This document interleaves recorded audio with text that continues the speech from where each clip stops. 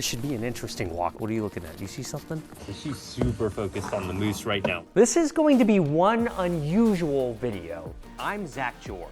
I train dogs. This is my new dog, and I'm gonna show you how I train her from day one. Things definitely won't always go smoothly. You can start from the beginning, or you can pick up anywhere. Subscribe and hit the bell notification so you never miss an episode. When you put into motion an approach based on love and respect, your results will forever remain in motion. This is Inertia. Welcome to the dog training experience. I've got a special video for you guys this week. So many of you have been asking about Inertia and what we're working on today. And I also want to bring you guys up to speed on what we're doing these days as well. It blows me away that this is even possible, but you can have fresh food that's actually designed by a veterinary nutritionist specifically for your individual dog, delivered to your door already prepared and ready to go. So many people want to use fresh food when they're feeding their dog, but they take it upon themselves to just put something together. You do not want to try to curate your own dog's diet unless you really know what you're doing. It's super easy to set up. You tell Nom Nom your pet's age, their breed or breed mix, and they'll pre-portion each meal so that you never have to worry about over or underfeeding your dog. The food arrives in an actual refrigerated box that's always super cold. When you look at Nom Nom's food, you can see the individual ingredients as soon as you open the box. The chicken looks like chicken, the beef looks like beef. You can see sweet potatoes, spinach, squash. Try Nom Nom today by going to trynom.com/Zach to get 50% off of a 2-week trial. I'll have a link below. Inertia, let's go take a walk. What's going on, guys? As you can see, there's snow all around us. It's a winter wonderland. Bree and I are actually in Alaska right now. We have some exciting news. We actually bought a summer home here in Alaska, and we're very excited to show it to you guys. But you can tell Inertia is wound up right now. She really needs a good walk around this neighborhood. So we're gonna take a walk. I'll show you the house later. This should be an interesting walk because we are in the Chugach Mountains. That's a mountain range known for its grizzly bears, snowfall, high winds. There's so many things out there that we're not used to. My goal with this walk is not only to introduce her to this new neighborhood, but to do some light training. You know, she's far enough in her training right now where I kind of like to do this hybrid walk of, hey, check things out. Some pulling on the leash is okay if she gets really interested in something. And then other times I really want her very focused on me. Heel. Good work. Switch. All right, good. So we have heel and switch working very well right now. That's important to be able to switch sides of the road. You don't want a narrow, icy road like this. You want to quickly be able to get her on the proper side just in case a vehicle comes moving quickly. Really useful skill. Good job. Okay, let's go. As I mentioned before, I also want her to sniff, check things out. Look at that tension on the leash. That's okay right now with me. I think it's unreasonable to be like super strict on a walk like this, especially when it's new to a dog. So like I like to let her smell. She seems to find enjoyment in that. As long as I can get her attention on me. Let's just verify one more time. Inertia, come, heel. Here, come here, back up, heel. Okay, okay, go on, good girl. And here I'll use the environment as the payoff for her, go back to sniffing. Many dogs will really appreciate you going out of your way to let them do what they want to do. Pulling itself is a spectrum, right? There are dogs who pull like this because they're just excited and want to smell. And then there are dogs who are pulling, trying to get out of their collar or their harness and just completely focused on everything but you, as she once was, you know? I mean, you've seen her training videos in the past. So she's not out of control or anything, but she is excited. And I mean, tolerance is a huge part of raising a dog and really letting them be who they are. Oh. I hear a barking dog back there. In a neighborhood like this, there's a lot of off-leash dogs because it's a fairly rural atmosphere. Yeah, she can hear the dog. All right, let's keep moving. Good girl, and that's what I'm looking for when she hears a dog, rather than trying to drag me towards the dog as she once did. I'm not gonna give her a reward here, a food reward, because it's becoming a much more normal behavior for her to listen and become compliant when a dog is barking at that distance anyway. Now, it might be another story if there was a fence here and there was a dog barking behind the fence, right? I mean, that would be a little bit different. But you can see right here, she heard the dog, she glanced back, and she kept walking because she's like, all right, I've experienced that a whole bunch of times. Bree tells me if I start to slip that I should like jump off into the snowbank, but I don't like doing things without practicing, so let me make sure I can do this. All right, so slip, slip. Ow. Like that? Did I do it right? Pretty much, I think. All right. I mean, that might have been a little more than you needed to do. Making sure. Bear spray. Don't want to lose that. Oh, that's cold. No. That is so cold. I'm from Georgia. Live and learn. Oh, look at this. Here's a fun training opportunity. Inertia, leave it alone. Come. Good girl. Good, leave it. You know, Inertia has a nose for sure. She likes sniffing the ground more than most dogs even. Girl. Too much. Come here. She started to pull a little too much since we're going downhill, but really responsive there. I appreciate that a lot. You are such a good girl. Would be nice to teach her how to pull extra hard to come up a hill like this, though, wouldn't it? The other day, I was hanging out with my new friend, the awesome dog, Chinkies, and he's actually been trained to pull a person, like a full-grown person, through the snow. I don't know what is happening right now. This is my perspective. Do you see any bears? Whoa! Wow! That's like as much torque as a Tesla. Oh my God! Whoa! I think I found my new favorite thing in life. That's what I mean though, like context. I mean, there are times where it may be valuable to have your dog pull you. You don't want to be so rigid in your thinking that you want to cut out all behavior that you don't like forever, because sometimes those behaviors have benefits to them. It's one of the more nuanced things about training a dog. So obviously we're up here right now getting the house ready for the summertime. It's clearly winter right now. You might notice the lighting too, which is trippy. We have like 5 hours of daylight today. It gets dark so early. So it makes me appreciate the daytime so much more everywhere else that I am. But in the summer, we'll have the opposite issue, and it will be daylight most of the time. I'm not even asking for a heel. You believe in this? And that's fine. She can come in and out of heel. Occasionally, I will go ahead and throw her a treat when she offers that at this point. But I also want her enjoying her environment as well. It's really important that dogs get those experiences in and get to see their world. We don't want them constantly focused on us. I mean, I kind of do. It just depends on the context. If I were walking down a busy city road, I would want her attention on me pretty consistently. All right, so here we have a dog barking.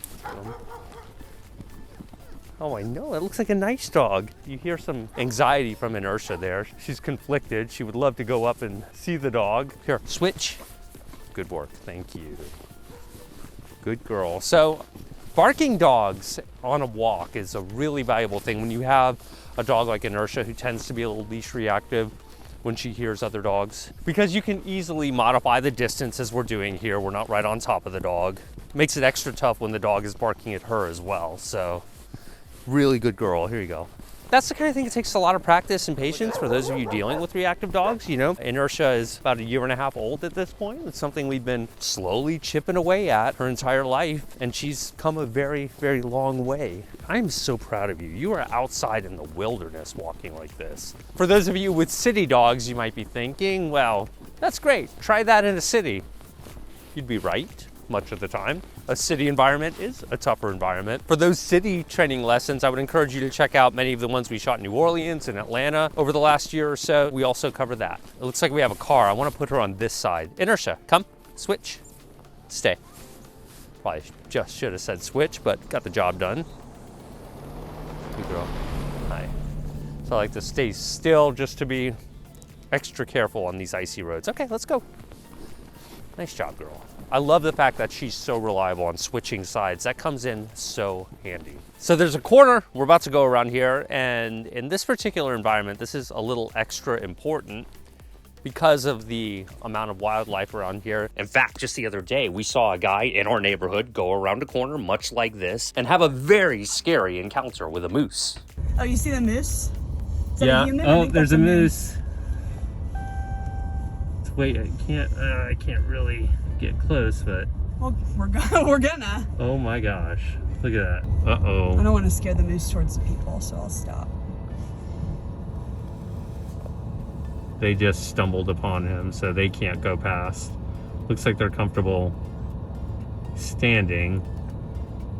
We'll keep the distance because we don't want to rush the deer towards the people. Right, I'm afraid if I go forward, then he'll just go towards And so my understanding, Bree, if I understand this correctly, you just kind of wait for the wild animal to be ready to move on its way. In the case of that moose, if I were them, I think I would be backing away. Yeah, I probably wouldn't be too But I close. think they might be really they might be like overconfident because they live here, and they might just be like, we know that's Sally the moose. She's not gonna bother us. Oh, right. There You she know what I goes. mean? Yeah, are they scaring the moose away? They seem not bothered. Yeah, all right. That's what I was afraid would happen. Uh-oh. Nice job. Wow. Wow. Good job. Holy cow. And we actually stopped to make friends with these guys afterwards. They're great people. And events like that happen so fast, it can be tough to react appropriately. But I'm glad everything worked out for our new friends and for the moose too. So I want to make sure that she's extra under control here on this side. I want to take a nice wide angle here. Got my bear spray if necessary, but hopefully we don't get to that. What are you looking at? You see something? I mean, your dogs will very often detect wildlife before you. So when she starts perking up like that, I like to pay attention. Come on. I don't see anything though. Girl, come here. Easy. No. Yeah, this way. Don't want to look both ways here. Here, come here. All right, I think we're clear. I think we're good. Okay, good girl. Yes. You're being a good dog. I am focused on treating her a lot less than I have traditionally at this point because she's starting to get a clue and understand context a lot better. If you're wondering about driving here in Alaska, well, my wife won't let me drive because I have no experience driving on ice, but she is amazing driving on ice, and I'm very happy to be driven by her because I would not want to drive on. I mean, look, this isn't just snow or some slush. This is pure ice. There's some gravel down, so that's good. Great first walk in the new neighborhood. Let's go inside. So I told you guys that I would show you the house. Here it is. Not much to it. We have a living room right here. We really love the view out of here. Very snowy and pretty today. Of course, we got the stairs over there. We'll talk more about that later and why that's important. Very functional, out of the way kitchen. And Inertia's bedroom is up there, but we have to teach her how to go up the ladder. We're here in the Chugach Mountains. The wildlife is obviously of some concern, though we love wildlife, but we respect it too. So way high on my list is making sure that Inertia is as responsive as possible when she encounters wildlife. If I'm looking at the glass half full, we have many opportunities to practice with actual wildlife here. Take a look at this. This just happened. This is what I was hoping for, a way to give her gentle exposure, let her check him out. Make sure I can call her off a moose while she's behind a window rather than waiting for her to listen to me when a more urgent situation develops. Inertia, come. Good girl. Nice. Okay, let's go look. We'll let her go right back to doing what she's doing. No harm in looking and satisfying her curiosity, right? That's good. It's a moose. Let's do another rep here in practice. Inertia, come. Stay. Okay, we can go look. I'll tell you what, let's go out onto the deck and see if she'll listen this well out there while we're even closer to the moose, but still safe. This is just like another example of training your dog to listen to you around other dogs or horses or any other type of animal that they find particularly interesting. Certainly a unique variety of animal to train around. She's super focused on the moose right now. Let me see if I can call her attention off of the moose and walk away, because this is tougher than it was inside. Inertia. Hey, what's this?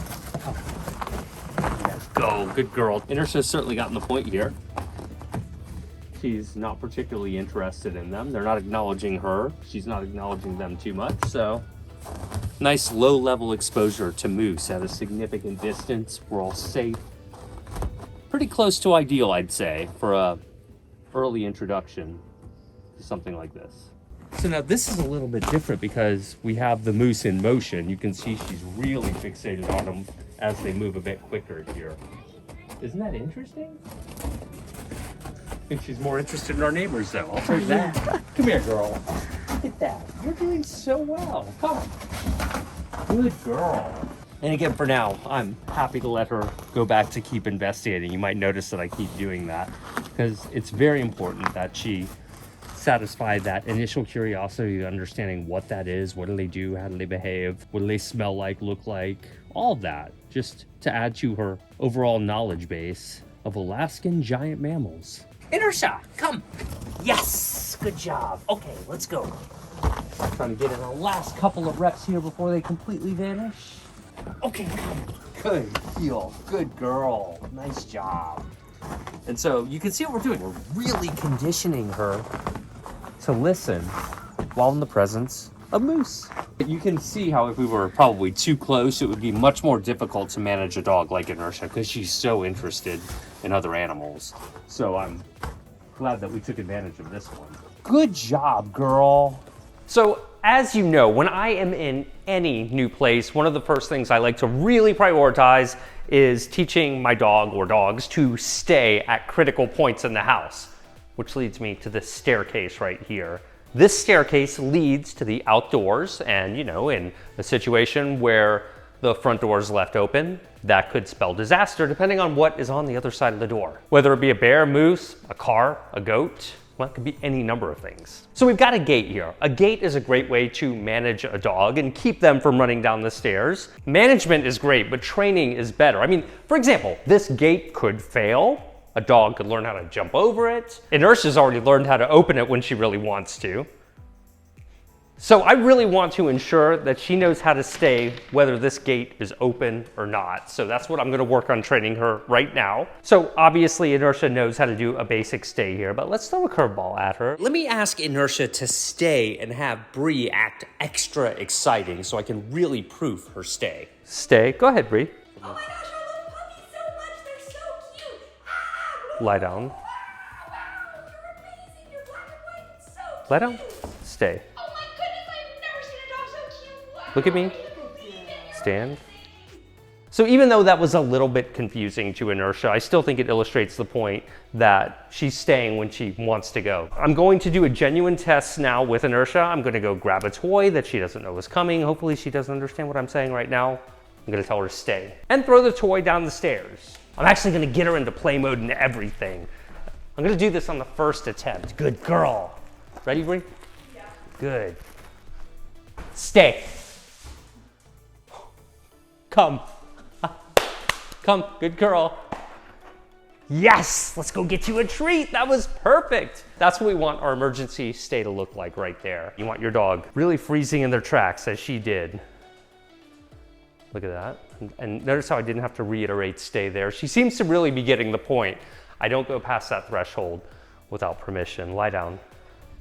What a well-trained dog you're looking like right now. So that's a good example of a surprise training session with your dog. That's how we really get them to listen to us when they're in that surprised frame of mind. Just throw those drills and tests at your dogs 5 seconds at a time. And it's in those tiny moments that our dogs are truly trained. One of the things that I've been continuing to work on with Inertia is getting her to respond solely to a hand signal or solely to a verbal request, right? I think it's important for dogs to know both. Let's see how she does with just the hand signal.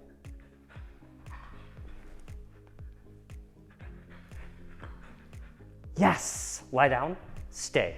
Okay, so that was pretty good. You could see when I gave her that really obvious hand signal, she was pretty good with it and I didn't have to say the word. I will say that teaching her to switch back and forth like that has been heavily lure dependent for an extended period of time. And so, you know, over the past few months, we've been casually focused on making it a more casual hand signal instead of having to go way down there. But ultimately, I want her to be able to do that same behavior without a hand signal at all. Switch.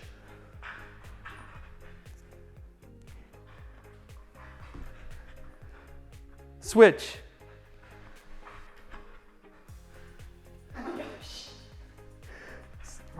Stay, good. I gotta reward the effort there. I didn't expect that. She's trying to do that other trick we've been working on, which is going in circles. So she's a little confused here. Okay, switch. Good. Switch. Yes. Lie down, stay. Good girl. Okay, good job. She's really starting to understand language in a more multi-dimensional way now. So I really like that. I think she's doing a good job. What do you guys think? yesterday, I believe, we've had a breakthrough on somersault, which has been one of her signature tricks. It seems to be sticking around now that she's an adult. You remember, she was doing somersaults when she was just a few weeks old. And I just thought that was because she was made of rubber, because she was still a puppy. But now she's like got an actual grown-up body and she's still doing it. But the problem we've had with somersault is that I've had to really extremely have that treat right at her nose. And she's just now starting to respond to somersault with a less obvious hand signal. So this is how it's traditionally looked. Stand, stay. I'll put the treat right there, and then I'll lure her back. Yes, somersault. But I don't want to have to put a treat at her nose to get her to do something. So let's try it like this here. All right, it's your big moment. Ready? Somersault. Yes! Look at it. Let's see if we can get that again. Heel, ready? Good girl. Yeah, so it's less of a hand signal. Let me see how greedy we can get here. Yes, good. I mean, you see how she really maintained pretty good form there. So I no longer have to have the treat right at her nose. Somersault. Little confused, you can see here. Let me help you, come alive. So you can see here, it makes a huge difference to just place my hand right there. Yes, we get a completely different behavior when she gets a little bit of visual guidance versus the verbal request. So if we get into a groove here and get like, yes, couple, ready, go. Good, yes. Ready, look at me. Can you somersault? Yes! Now that's actually pretty incredible. Even though she didn't somersault, she seems to really understand the word. That is awesome that she's starting to respond to only a verbal request for somersault. I'm gonna continue to work on that. And remember, dogs learn different skills at different paces. So, you know, with something like somersault, she still has room for improvement. Another one of my favorite unusual tricks that Inertia does is limp. Let's see how that's looking. Can you limp? Yes, good job. Got 3 there, not bad. Limp. Yes, good job. So limp, you know, limp is looking pretty good too. Your impression of an injured dog is amazing. What else do you guys want to see? Tell me in the comments below and get 50% off of a 2-week trial of Nom Nom at my special link, trynom.com/Zach. Subscribe to this channel, follow us on Instagram, Facebook, and TikTok, and get a copy of both of my books. They're great companions to these videos. All of the links will be in the description below, and we'll see you guys next time.